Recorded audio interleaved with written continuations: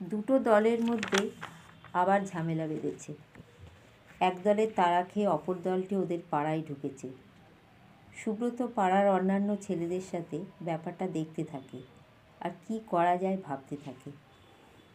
এমন সময় অপর দলটি এসে পৌঁছায় এবং নিমেষে একটা বোমা ছুড়ে পাড়ার ভেতর। বিকট আওয়াজের সাথে ধোঁয়ায় ঢেকে যায় চারপাশ। অন্য সবার সাথে সুব্রতও পিছন ফিরে পালানোর জন্য দৌড়ায়। কেউ একটা গুলি ছুড়ল তার মধ্যে। গলিটা ভরে গেল বারুদের গন্ধে। ভয়ানক হট্টগোলের মধ্যে সুব্রত পড়ে গেল রাস্তার ওপর মুখ থুবড়ে। গুলি লেগে মাথার পিছন দিকের খুলি কিছুটা উড়ে গিয়ে ঘিলু বেরিয়ে এসেছে।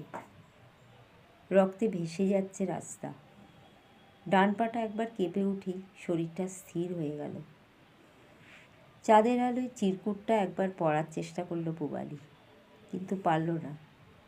ঝাপসা অক্ষরগুলোর কিছুই দেখতে পাচ্ছিল না। বাঁধ ভাঙা কান্নায় ভেঙে পড়ে পূবালী।